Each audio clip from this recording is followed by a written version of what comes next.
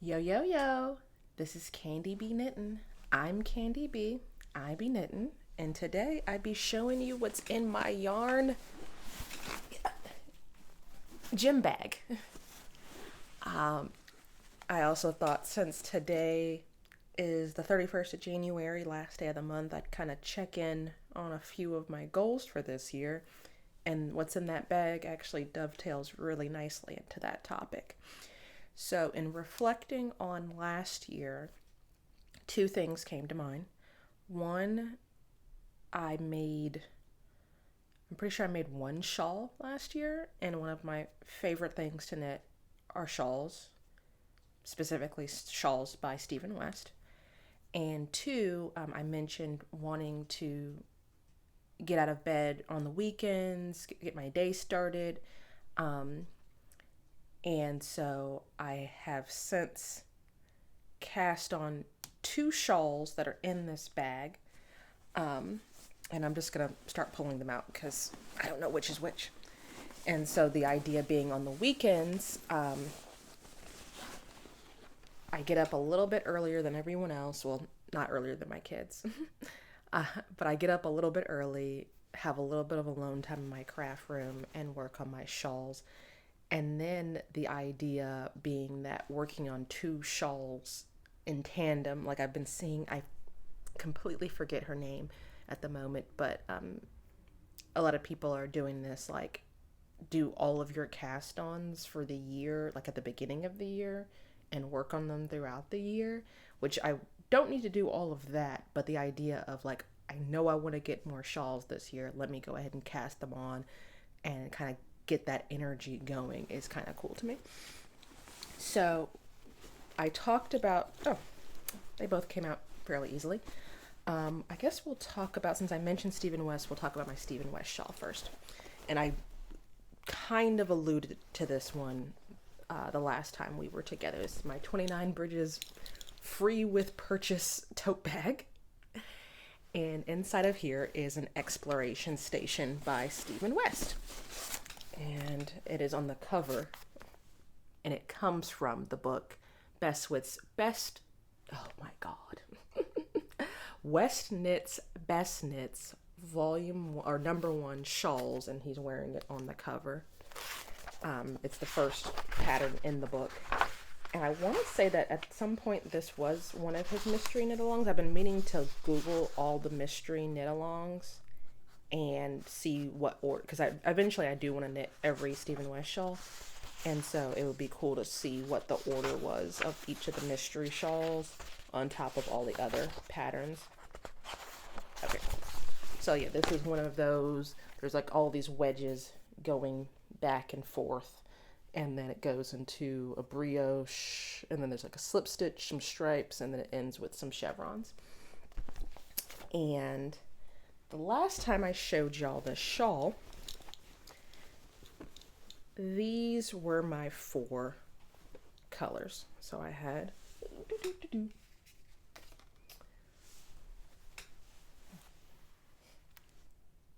these four colors, which these two are from Urban Girl Yarns, which are local, which she is local to me in Richmond, Virginia.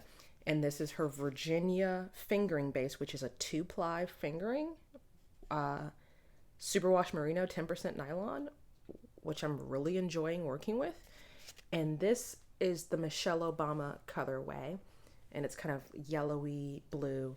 And then this is the Nemo color base, which has like a, kind of like a turquoisey teal quality to it. And then this is a Zen. Oh, I actually brought my ball bands this time.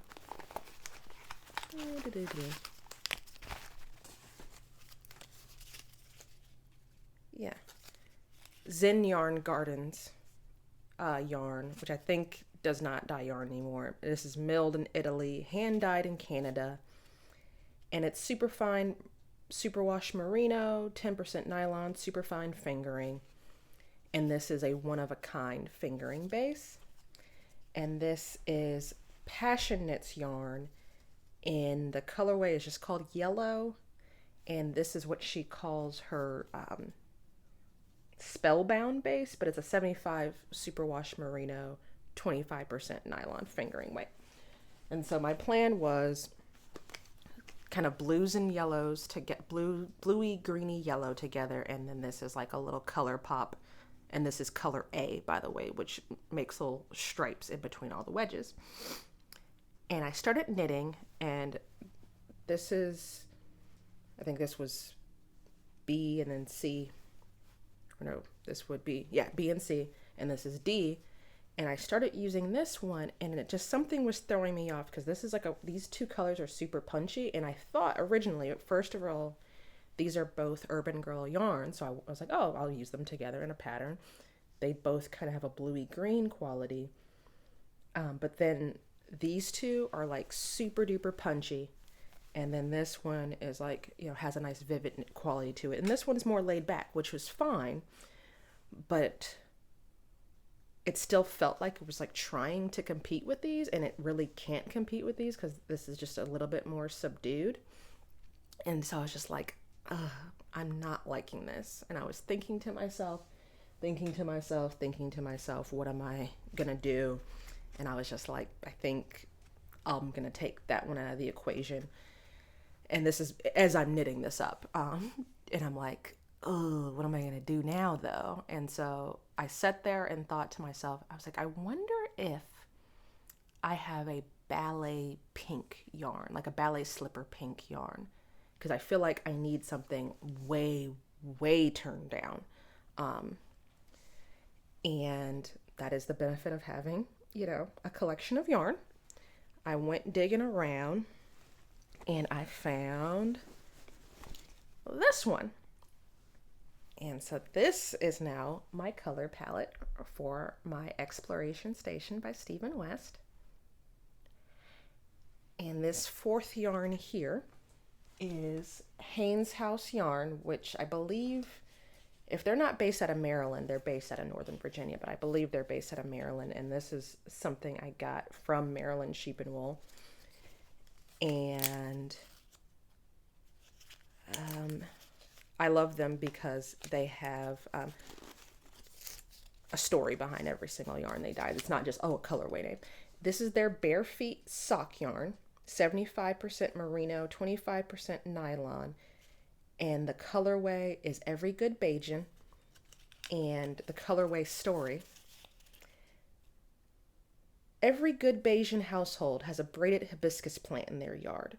So says our resident Bajan, Brian, who is the husband of this husband-wife duo. And I bought these with the intention of making socks.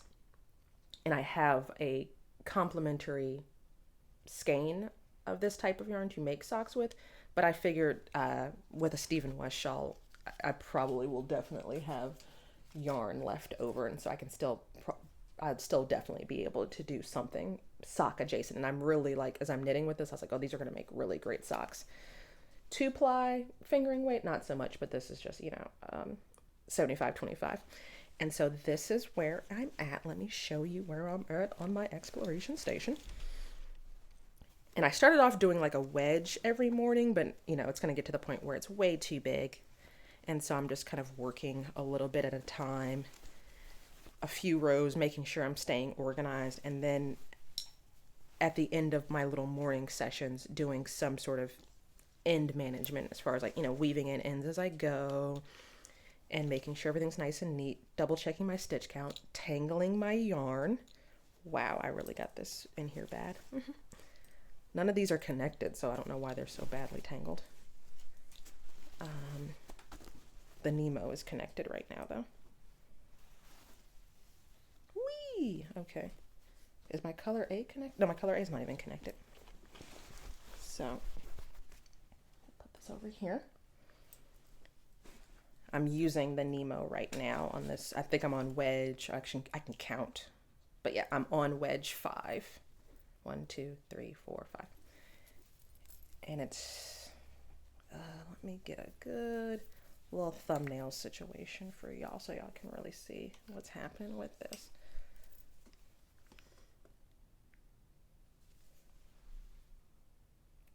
And And so yeah, I'm on wedge 5 using the Nemo, and it's just a bunch of short rows, and it's not blocked yet, obviously. And so there's some eyelets happening here.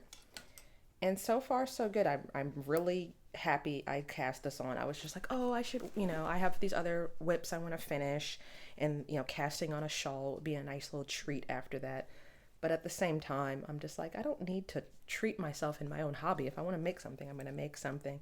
And this is exactly what the doctor ordered. So garter stitch, patterning, I-cord edging. I had like a little short I-cord cast on. Short rows, eyelets. So far, one of the tips that I got when I did the doodler shawl, I kept, I think the pattern just tells you, count however many stitches from your last turn and turn again. And I always think that I'm going to keep track of the turns, but someone gave me the advice on Instagram once to put in stitch markers at all your turns. And so I just have these little circle stitch markers.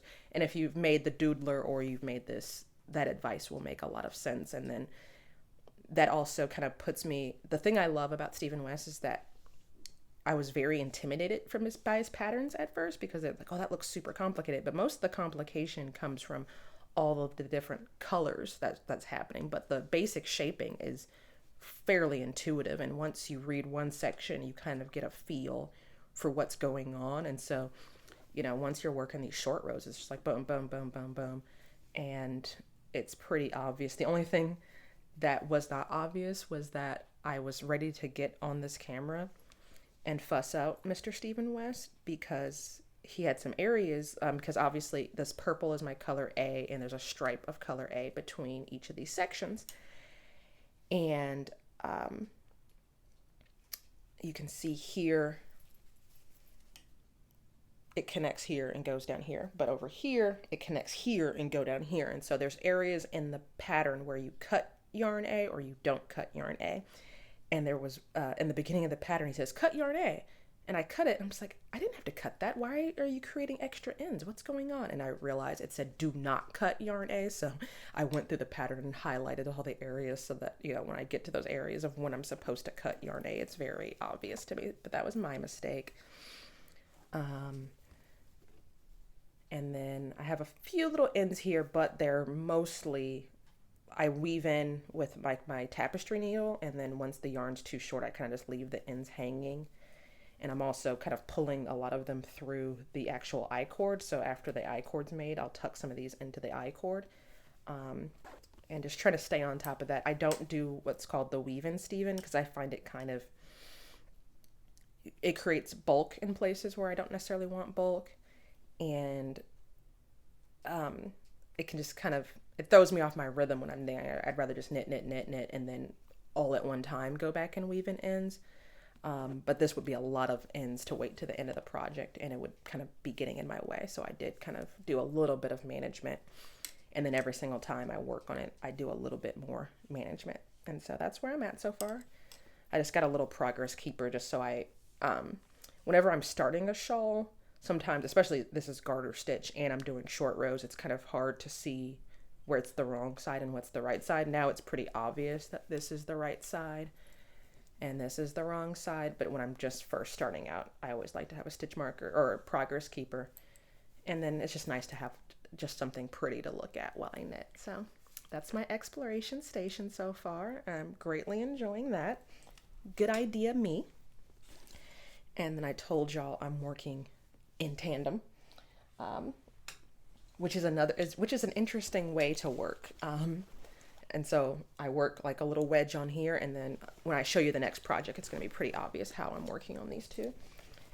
And you know how a lot of Stephen West patterns that he kind of takes everything in big chunks, and so each little section will have a cute little name, and so I'm kind of working it that way. So last time I showed you that color palette and told you I was thinking about making the exploration station, I showed you my failed project with my Rich Hill Yarns yarn, and I was just like, I don't even think I want to make a sweater with this anymore. I think I want to make a shawl. And I was thinking maybe I'll make the exploration station.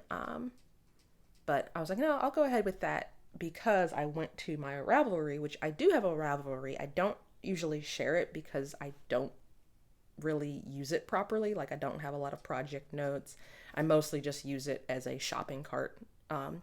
Or like if I see something interesting on usually I get pattern ideas from Instagram and then I try to go find it on Ravelry just because I just don't find, I get very overwhelmed looking at things on Ravelry. But I was just going through my Ravelry just, because it was the beginning of the year, and I was like, I have certain things in my library, certain things in my queue.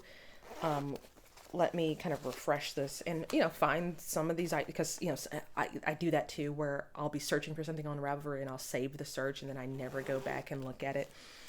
And one of the things that popped up was a free pattern that I had added to my library. And it's literally perfect for this yarn. So this is the Audrey shawl by Christelle Bagea. And she also goes by, on Ravelry, and I'll put the Ravelry link below, she goes by Tricot Stitch on Ravelry. And this pattern is in English and in French. I believe I don't know if she's French Canadian or from the country of France, but she has some sort of, French heritage. And completely free. And she actually mentions on the page that, this is like her gift to the knitting community, and she wanted to put out a nice free pattern. But it's been like fully tech edited, testers, incredibly well written. It's like 6-7 pages long, and it's called the Audrey shawl. And it's got all of these colors going through it. And it starts with kind of like some stripes and some eyelets, and then it goes into some lace charts. So yes, there are charted areas in the pattern, be forewarned, but it's also a free pattern, and so it's a good way to get into charts if you're not a chart reader. I don't mind charts. If a pattern has written instructions and a chart, if it's color work, I'm going with the chart. But usually I lean more towards written words, but certain situations where the chart is super helpful and I can read either way. But definitely a good entrance into that. And the pattern calls for one main color, so a full skein of one color, and then 9 contrasting colors. But the pattern also has sections, and so just as a reminder, I have this Rich Hill Yarns, which is inspired by all kinds of places all around Richmond, Virginia. And it was exclusively available at Dances with Wool, which is it's technically in Midlothian, but I don't know if any of y'all are local, if that means anything to y'all. And so I had these 4 big skeins, and so there's 4 sections to the pattern. That works out. And then I have 12 mini skeins of all of the colors that go with this collection. The last time I tried to show this to y'all, though, I went to the Dances with Wool website and they literally only had 1 color left. So I don't know if they're discontinuing these colors or if they're retooling it. I forget the name of let me see if I got my pouch of, I took the ball bands. Oh, they're in my lap. So Storied Fiber Arts is actually the one who dyes the yarn, and then Dances with Wool sells that, and they sell it under the in-house name Rich Hill Yarns. And so I don't know what the plan is going in the future, but there is 1 color left on the website right now. But so I have these 4 main skeins that I'm going to break up as my main color, and then I have all of these mini skeins, which what I'm doing is I have, which one is which? I have one little bag that coordinates with my gym bag over there. And then I have like this little cocoa knit sack that had like some notions in it. And I put all of the minis in here, and I'm just randomly pulling out minis because I don't want to overthink my color sequence, and then putting them in this bag after I use them. And let me show you where I'm at so far. So this is section A, and it is stockinette stripes of your main color, which my main color here is the Jefferson, which is this gold color. And then you stripe in eyelets of your contrasting colors. And so let me see if I can remember this. This first one, I want to call this one Dirty Snow because I feel like that is more indicative of Richmond. But this first one is Pony Pasture. This one is Nickel Bridge. It's like a darker gray. Then there's this plum color, which is Bryant Park. This is green is Maymont. This brown, I believe, is Canal Walk, which as of filming, this was the last color available on Dances with Wool website. And I just finished my next contrasting color, this red, which is Altria, which you might know as the Landmark, which we used to also call the Musk back in the day. So if anyone is local to Richmond, Virginia, put a little comment below if any of those colorways ring any bells. And yeah, it starts with a garter tab cast on, and there's a garter stitch edge. And as I said, on this first section, they're stockinette with the main color. You do these eyelets with the contrasting color, and you're breaking the yarn of the contrasting color and carrying up the main color. And so far, so good. I'm having a lot of fun with this. Once again, I got my little progress keeper to keep track of the right side. And you can tell, with the short row wedges, it takes a lot more time to do a section of the Stephen West pattern. So with this, I'm just doing one little stripe at a time and getting a little hit of Richmond, randomly pulling out colors. This is an interesting color combination because this isn't necessarily, there is something very kind of 90s bedspread about some of this, especially this gold with this green together. But I did want a project with using all of these colors, and the math is going to just work out perfectly. And the pattern itself, she actually writes out how much of each yarn she uses. She uses a fingering weight yarn. And as popular as Advents have become, and people do like the wrap-ups of or the bundles rather on Ravelry of Advent patterns, I don't think I've heard of this one because this one has very few projects on Ravelry. But she very much says like these stripes, these contrast colors could easily just be minis. The last color, or contrast color 9, she says that she almost ran out of that one. And so obviously as the shawl gets bigger, the rows are getting longer. So you just kind of have to watch and do some yarn management and weighing and stuff. But the pattern only needs 9 contrasting colors. So if you have 24 minis from an Advent, you could easily do every single stripe a different color. And I just thought that was really, really cool. Salma from Little Big Knits is doing like a cowl right now for like lesser known patterns, like patterns that have like less than 50 projects on Ravelry. And I think this would be a perfect entry, and you could use your Advents on this one. So pretty exciting. And yeah, I think it's just going to be perfect.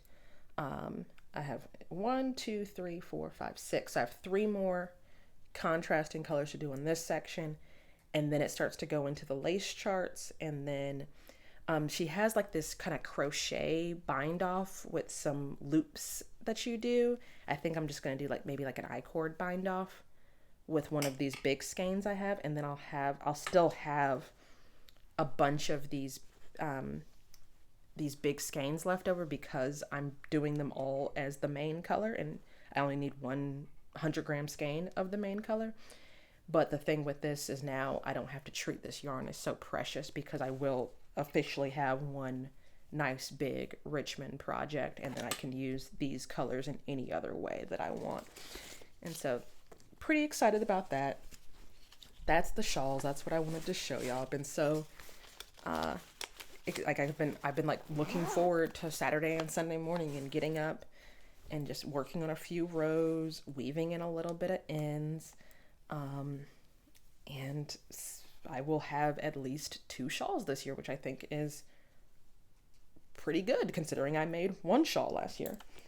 And one of them will be using some yarn that I really love. The other one, not that I don't love that yarn too, but also doing a Stephen West pattern out of a book that I own. And so I'm gonna bundle these guys back up in here, put all my minis back in here, and then I'm gonna have a lot more minis left, so I'm gonna have to figure out what to do with that next. I think I've been trying to figure out what to do as far as like, because like I said, like this is kind of like an Advent adjacent project, and I was like, that would be kind of cool to plan something out like that, like wrap up a bunch of random balls and do an Advent for myself this year. But I would have to figure out like the right type of project. Like I think maybe like socks or a scarf, like something where you do like one stripe a day. Oh, and by the way, this is my Cocoa Knits like little portfolio, and that's what I have this pattern in, because it does have the lace charts, and so this whole thing is like metal, and then it has magnets, and so when I get to the chart piece, I can just prop this up. It makes like a little triangle, and then you can put your charts here, and then it has like these rectangular magnets, and you can kind of keep track of where you're at in the pattern. And yeah, like I said, she has like this great chart. She tells you exactly how many rows you work with each color, what your stitch count should be at the end of each row, which I love for shawls. And and then she goes into the chart. Yeah.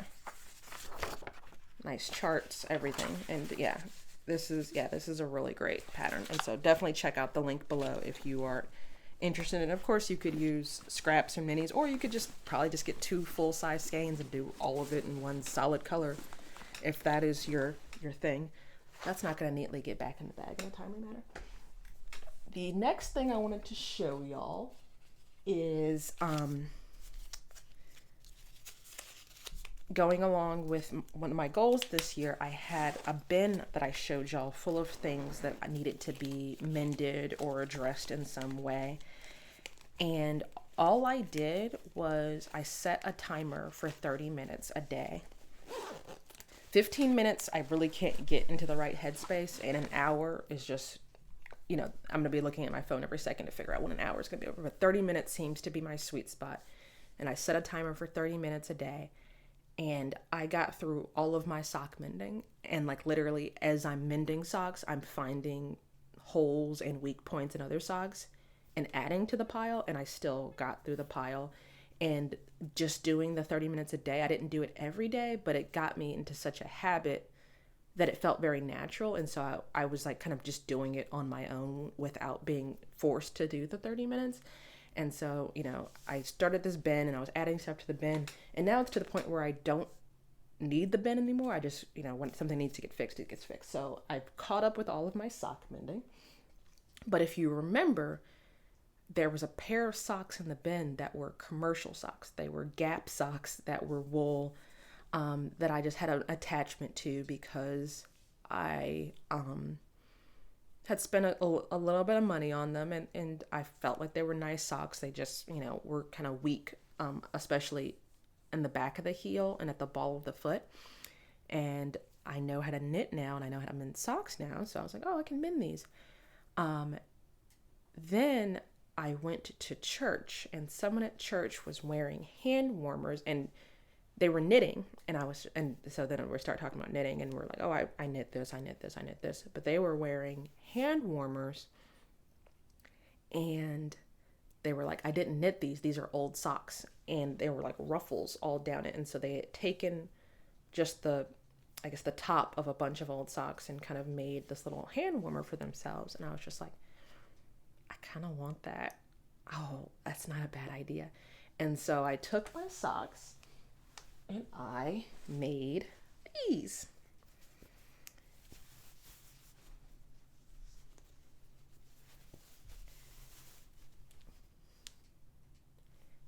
And so these are 2 pair of commercially made socks from the Gap, wool blend.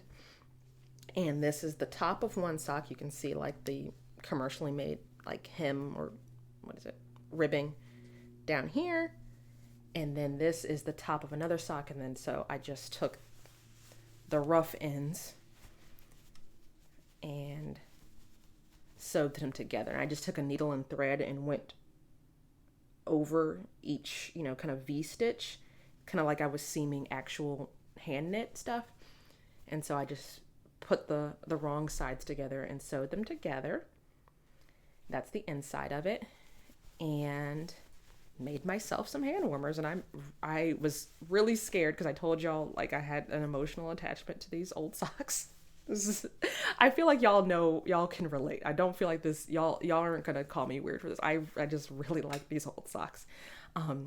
They were like, I got them like for like $8 to $10 each, and at that time and they were like on clearance for $8 to $10 each, and at the time that was like the most I'd ever spent on a pair of socks in my life. The irony. And so and they had foxes on them. And I actually had a pair of gray ones that had the foxes on them, that had brown foxes on gray socks.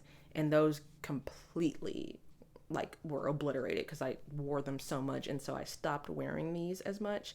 And so actually these brown socks weren't in that bad a shape. But I really wanted, adult sized hand warmers. So I needed both the socks. And they're just a little bit longer than my hand knit hand warmers, but I still have access to my fingers because I've been wearing my mittens and I have to take them off every single time I touch my screen in my car or touch my screen on my phone. And I've been wearing my mittens a lot on like walks outside, just around. And these I think will be good for driving because I do have the little screen in my car that I need to touch. But I can also pull them up or fold them down, or I can type in these too. And then the only other thing I did, there's like a million, if you Google hand warmers out of old socks, you'll get a million different tips and tricks. Like you can make a little thumb gusset. If you have a sewing machine, you can do more interesting, fancy things with it. But one of the tips I got from one of the blogs was to just take some thread or something and knit it around the hole here, because this is just the raw edge of the sock. And so I just took some, I have a penchant for collecting small balls of yarn that interest me. And so I have like this Tweety yarn, and I just did a few little loops around with a needle, and it'll help it with the abrasion, help it from unraveling there. But obviously, like I said, if you had a sewing machine, you could do something a little bit fancier. But I like this because it just looks a little bit folksier. But there's just something so much about like channeling your childhood by putting like socks on your hands. I don't know if any of y'all ever, especially in Virginia, you don't always have like the proper winter gear. So I definitely went out with socks on my hands a few times as a child. And so it's just something to make me smile. I love it. And a new life into something that would have probably gotten thrown away. That being said, these are all the little scrappy bits. So I have the heels, which I was going to have to mend anyway. And you can see where it was like super thin, where it was wearing on the back of the foot. And then I have the bottoms of the toes where it was like super thin. So this is trash, and it's okay to, throw these in the trash. I'll move on with my life. But then the other thought I was having, especially as you saw now, just trying to untangle the yarn that's not even connected to the shawls, I was just like, I think I see the use for having a yarn cozy now. The little people will knit little baskets to put around their balls of yarn. And I was like, maybe I'll knit some because, obviously I have the yarn for it. And I have all these little scraps left over. And I was like, or this is the foot of the sock. This is the heel or the toe would be over here. The heel would be over here. And this is just the middle part that was pretty much undamaged. I have relatively high arches, so my feet don't really wear on the bottom of my socks. And I was like, these would be cute little yarn cozies. They're not big enough to go around 100-gram skein, but for like a little 50-gram skein of sock yarn, and I can put this in my little sock project bag, these are like perfect. And I didn't like seam them or anything. It's still just the raw edge. I kind of folded in the raw edge a little bit just so it looks a little bit cuter. But so 2 projects for the price of 1, if y'all are into that kind of thing. And then the last thing I'm going to share with y'all, there were a couple of things I wanted to frog that I threw in that basket, and I just wanted to show y'all this real quick just to illuminate a point. One of them was a pair of socks, and it was like one of the first pairs of socks I made for myself, and they were very loose, and they're one of those things like when you go into your drawer and you grab it and you're like, I don't want that, and you put it back. And so it was one of those things where I was like, I don't wear these socks, I should frog them, and then I'll wear them one more time to see if they're really that bad. And they just felt very loose and not in a comfortable way, in a like they're gonna fall down kind of way. And like I said, I was never reaching for them while I'm wearing my other socks, and to the point where they need to be mended. So I frogged a pair of socks, soaked the yarn in warm water, and this is going to get re-knit into a pair of socks. The yarn, I don't remember who the dyer was. I know I got it from a trunk show. So I know it's like a small local dyer, and I maybe wore the socks a handful of times, so the yarn is still in pretty good shape. The color is a little washed out in a couple of places, but I still have the whole rest of the ball. It took me like 50 grams to make 2 pairs of socks, or make a pair of socks for myself. So what I'm going to do is, like I said, the yarn still is in pretty good shape, but I'm going to just hedge my bets and hold it double with its OG leftover and make some DK weight socks for myself, which should help me with my goal to knit 12 pairs of socks this year. And so those should whip up pretty fast, and I can use this hand-dyed local yarn that was sitting around in socks that I was not wearing. And yeah, I think this will lend a little bit of strength to hold it double with some unused yarn.